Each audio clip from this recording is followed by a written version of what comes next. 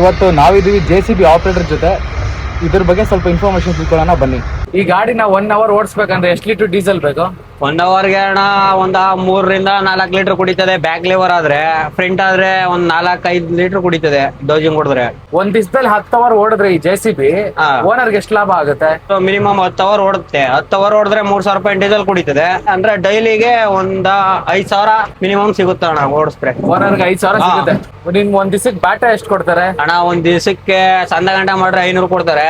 ನಿಮ್ ಬಾಟಾ ಬಿಟ್ಟು ಸ್ಯಾಲ್ರಿ ಎಷ್ಟು ಬರುತ್ತೆ? ಸ್ಯಾಲ್ರಿ ಅಣ್ಣ ಈಗ ನಡೀತಿರೋದೆಲ್ಲ 20,000 ಕೊಡ್ತಾರೆ. ಮನೆ ಅವರೆಲ್ಲ ಓನರ್ಗಳೇ ಮಾಡ್ಕೊಡ್ತಾರೆ ಅಣ್ಣ.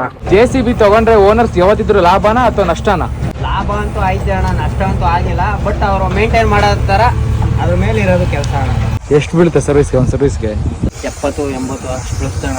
Engine oil, gear box oil. Service ನ ಹೆಂಗ್ ಲೆಕ್ಕ ಮಾಡ್ತಾರೆ? ಅಂದ್ರೆ ಈ ರೀಡಿಂಗ್ ಇರ್ತದೆ ಅಣ್ಣ. ಇಲ್ಲಿ 500 ಗಂಟೆಗೆ, 1,500 ಗಂಟೆಗೆ, 2,000 ಗಂಟೆಗೆ. ಅಂದ್ರೆ ಮೇನು ಹೆಲ್ಪರ್ ಆಗಿ ಕೆಲಸ ಕಲ್ತ್ಕೊಂಡು ಗಾಡಿ ಮಾಡಿದ್ರೆ ಬೆಸ್ಟ್ ಇರ್ತದೆ ಅಣ್ಣ.